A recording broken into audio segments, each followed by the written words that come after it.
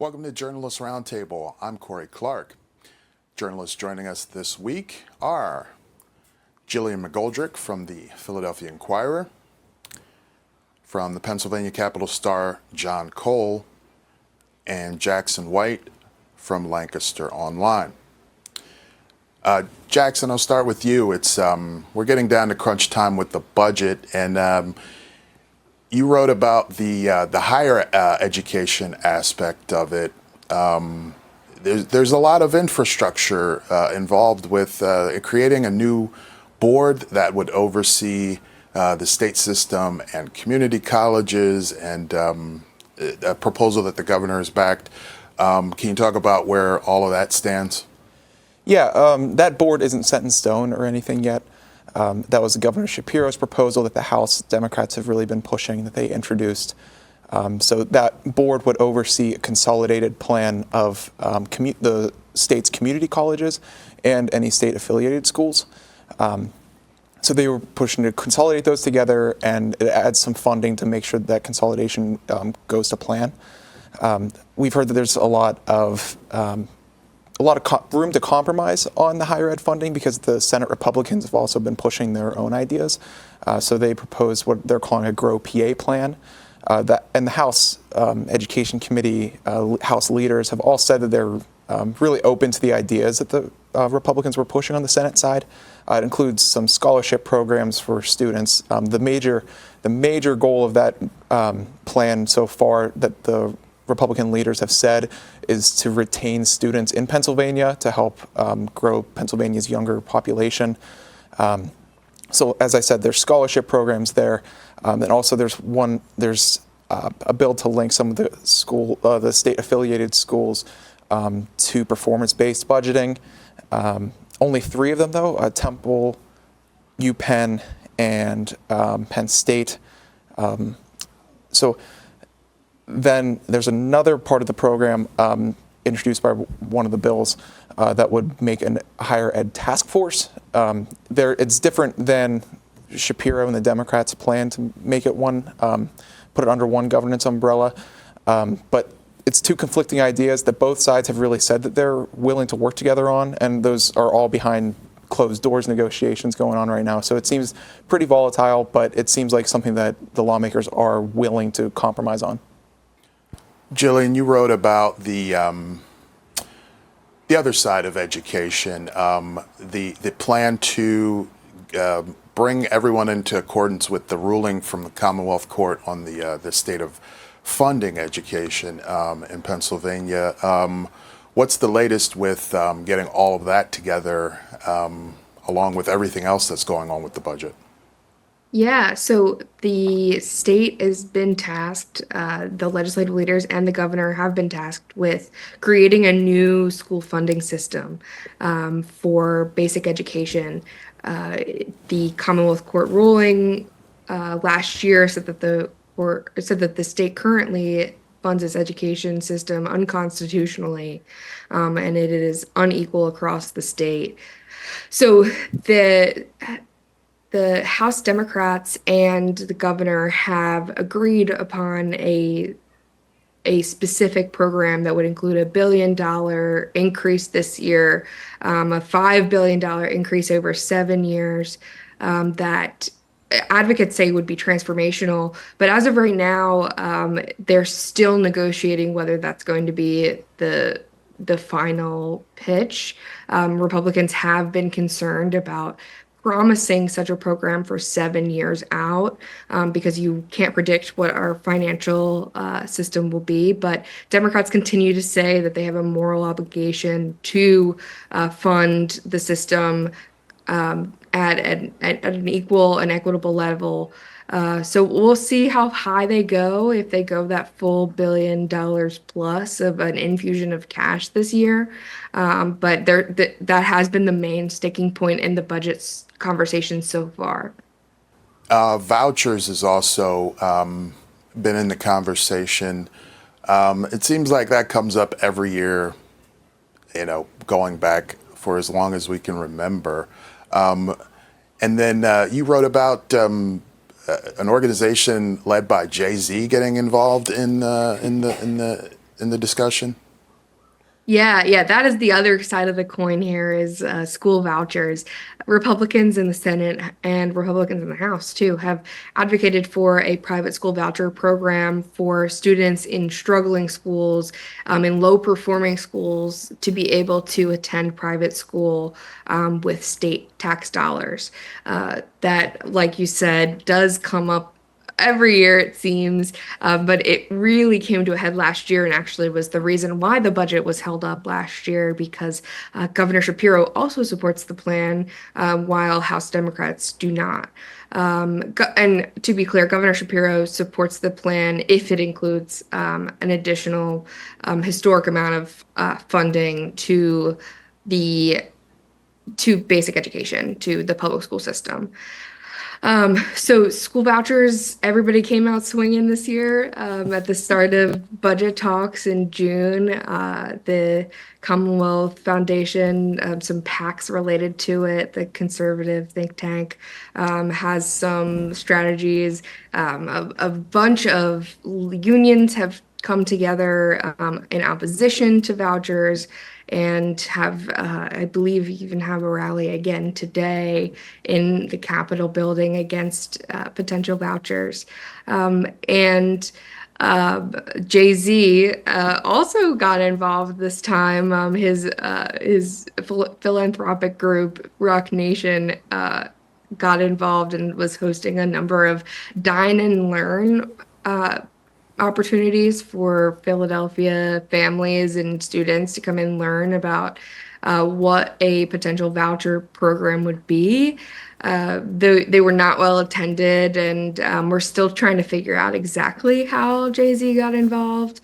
But we're curious to see it as of this moment. Earlier in the day, Thursday, when this is recorded on June 27th, it looks like vouchers may not be a part of a final budget deal, but that's still to be determined.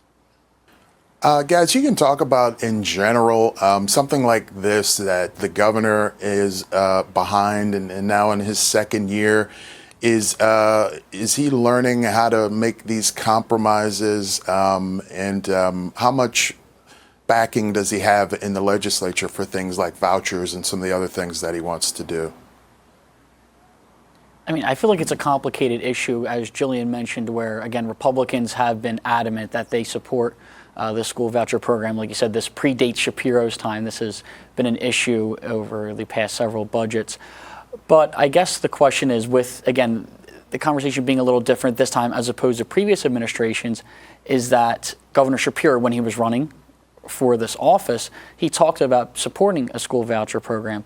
So I think that does change the dynamics a bit, as well as the House being majority Democrat by one seat right now, and the Republicans have a majority in the Senate. So it's another reason why I guess compromise needs to be reached on a bevy of issues, where in the past, during Governor Wolf's tenure in office, it was, if I'm not mistaken, I think all of his 8 years, I think it was Republican Senate and House, where right now, as Governor Shapiro likes to mention many a times on the, as a stump speech or just going around the Commonwealth, that he is the only governor in the state with a full-time divided legislature. So I think compromise needs to be reached on a number of issues, and I think perhaps last year's budget can be a lesson for this time around, because last year we saw how it was delayed, and ultimately school vouchers was the main issue that I think pushed it past the deadline last year.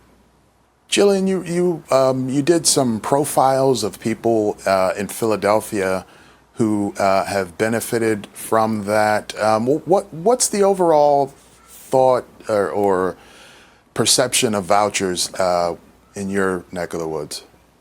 Yeah, so I'd say there is an interest in vouchers when there are schools that have very low performance.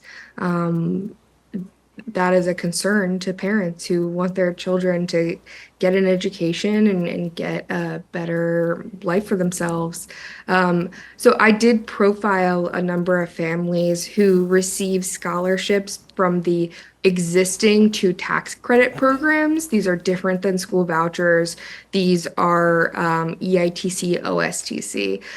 They have pretty high income limits, which is sort of the purpose why why some Philly Democrats have been advocating for vouchers as a new program because the income limits are pretty high.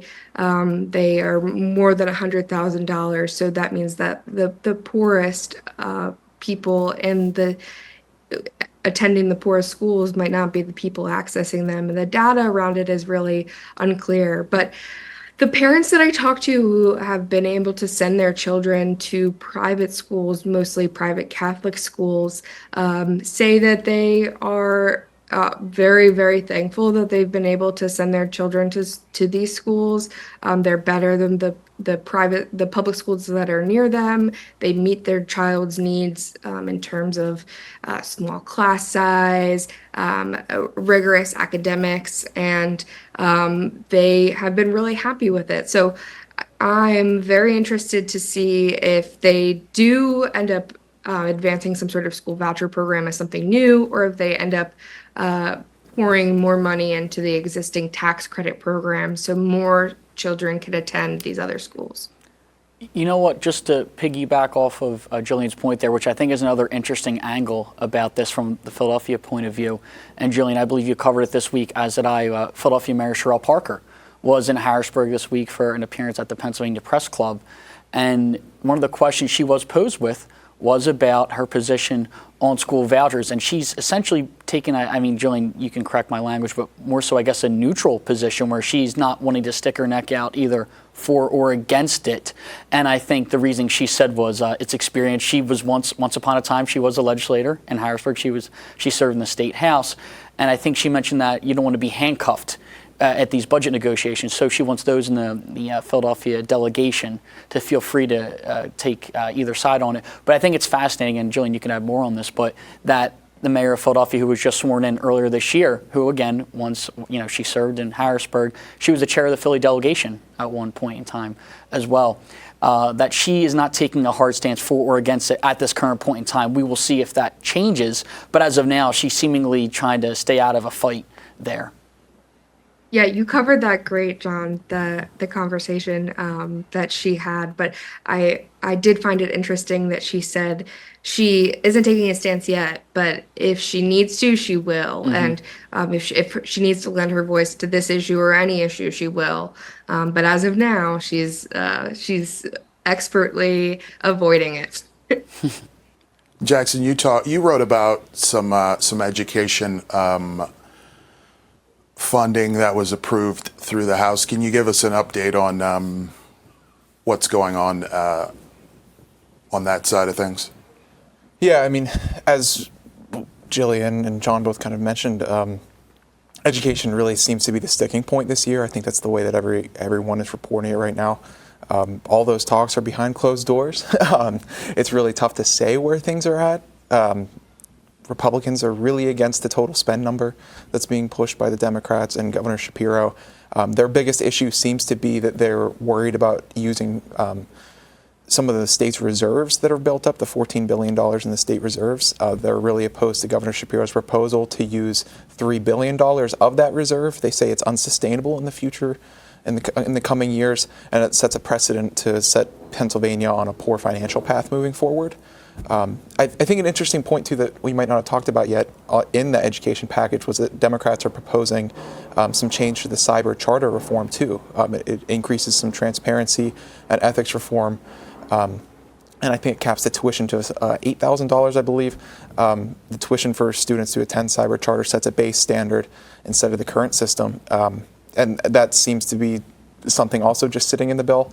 The bill was... And many cyber charters get more than that, right? Much more than that. Yeah, that's what House Democrats have been saying, that some cyber schools are getting much more than the $8,000 it takes to like the standard number that is considered the standard number to provide an education for a student per student. They say that some schools are getting much more than that, and that's why they want to set that standard. Well, I think we have to talk some politics here. There's a debate tonight. Both presidential campaigns have had events here in the last week. Donald Trump came to Philadelphia. So one of you covered that. Can you give us an idea of what that Trump rally was like in Philadelphia? Sure. So former President Donald Trump held a rally in North Philadelphia on Temple University's campus at the Leah Center on Saturday. He ended up, again, that is, I believe, his fourth appearance in the state, his third rally. However, this particular visit is noteworthy in the sense that this is now the third straight cycle in a row in which Donald Trump is going to be the presidential nominee for the Republican Party. This is the first time in 3 cycles that he held a rally in Philadelphia proper. He's made many of visits in the Philadelphia suburbs, whether it's Bucks County, Delco, Chester County, but this is his first rally held in Philadelphia. The lower bowl and the floor was sold out there. The upper bowl, the second level, for those who are familiar with the Leah Center, there were people not seated there. There wasn't a huge protest presence outside, I would say, as well. It was a very hot day. I mean, I think it was high to mid-90s as well. But it was a noteworthy development that we know Philadelphia being the biggest city in the state and a Democratic stronghold for the Republican presidential nominee to come to the city, trying to court voters there. But I guess the question that many have had, and Democrats made this case at events earlier on Saturday, is that they believe a lot of these supporters don't live in Philadelphia.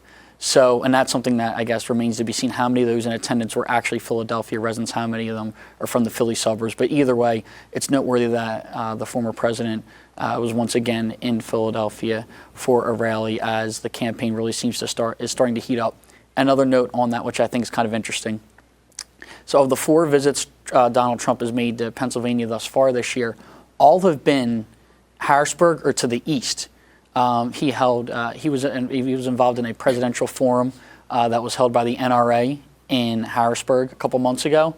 Then he made a surprise appearance, I think a week later, at SneakerCon in Philadelphia, which I was in attendance for, which was interesting, where he was promoting his Trump-branded shoes, gold sneakers.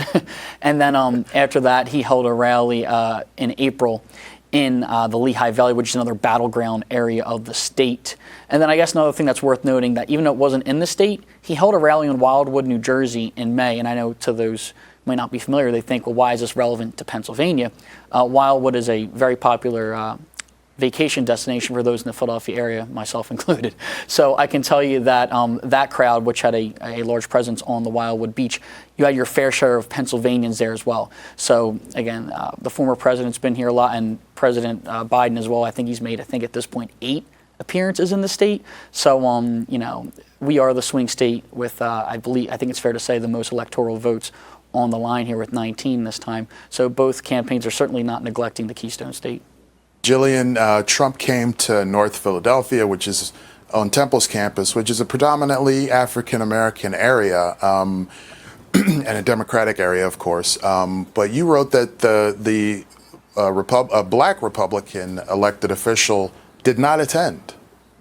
Yeah, there is only one black Republican elected to state government in Pennsylvania. Auditor General Tim DeFore, he said he did not attend because he had prior plans, had agreed to attend a different engagement.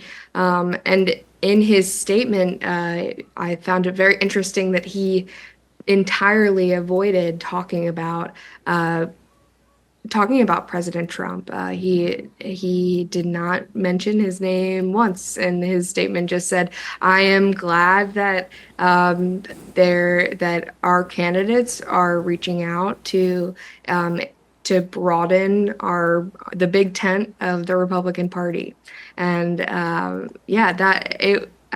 it was an interesting development there. And it's not the first thing that it seems that Trump has been trying to, the Trump campaign has been trying to add more or more outreach to Black communities in Philadelphia. They opened an office in the Northeast Philly, that was mainly open to a mostly white crowd, but they still said it was intended for that purpose. And they also, Republicans want to recruit more Black voters generally.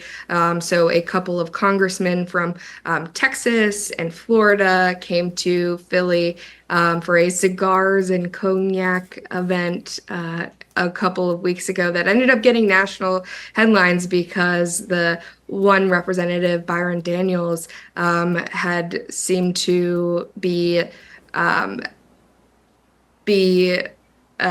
had controversial comments about Jim Crow laws and was expressing that things were better for Black people under that time.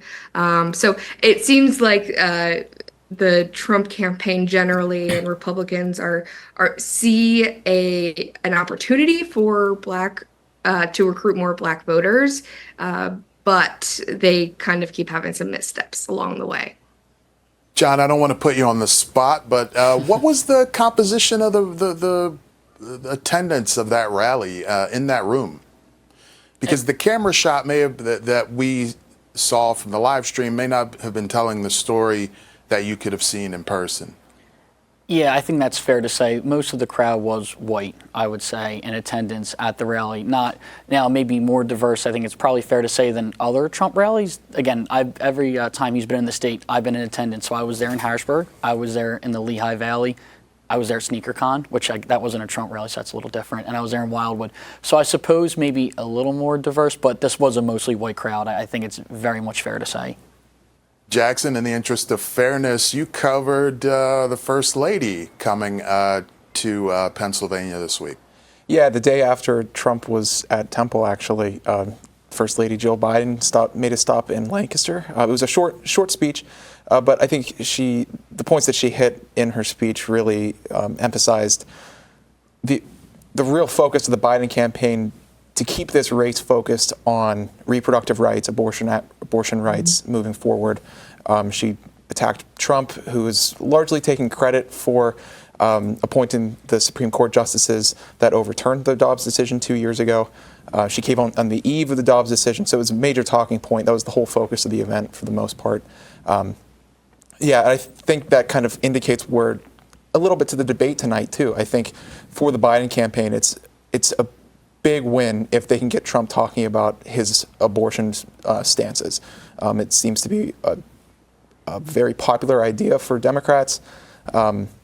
Publicly, it seems to be the Democratic Party resonates more with voters. That's what I was trying to say. So it'll be interesting to see where that goes tonight. Speaking of tonight, I know a couple of you are going to be attending a watch party. What do we expect to see? Can you give us some details on that? Sure. So again, I think, Gillian, you're also going to be in attendance covering, as will I, Governor Josh Shapiro and Lieutenant Governor Austin Davis on behalf of the Biden campaign at a watch party this evening in Harrisburg.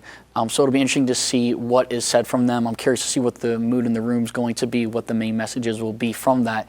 And of course, we can't neglect the fact that Governor Shapiro, beyond what ambitions he may have beyond 2024, it's interesting because he's become one of the most notable surrogates of the Biden campaign. He's done many appearances on MSNBC and other national media outlets boosting his campaign. We saw him make headlines a few weeks ago when he was told Trump to quit whining. So it'll be interesting to see what Shapiro's message is tonight to those voters. And I'm curious to see what resonates the most in that room with those Democratic voters. Gillian, who else is going to be there at the watch party? What is something like this? What's the point of something like this? Are they just trying to show their support for their candidate here in Pennsylvania? Yeah, to some degree, that is exactly it. They're just trying to show support. Because all of Pennsylvania's lawmakers are currently in Harrisburg, I would expect some state lawmakers to make their way over to the watch party event as well, though there is not a list of other attendees at this time. And I think that it will be very interesting to see how such a group handles whether President Biden has a poor performance or a good performance, how they're going to handle that. So we will be talking to people in the room, I'm sure, all night. John, before we run out of time, you wrote about the Senate race. What's the latest with United States Senate race? Sure. So yesterday, Dave McCormick, the Republican candidate for U.S. Senate, was in the Philadelphia suburbs in Delaware County, to be specific. and he unveiled his, quote, pro-family agenda. Now, there was so much rolled out, and I don't think we're going to have time to go through everything, but I'll give you some Spark Notes version of it, is that he announced his support for IVF, making sure that he's adamant about protecting it. He also talked about an issue we talked about earlier today in this program, school vouchers. Even though I know we kind of view it as a state issue, he said that not only was he advocating for the Pennsylvania General Assembly to support school vouchers, he also said the federal government can do more and also supporting that. So that was another interesting takeaway, as well as he also proposed something where we didn't get a chance to follow up, unfortunately. He did not take any questions from the media following it, but he said he wants a social media ban for those under 16 years old. Didn't exactly expand upon what that would look like.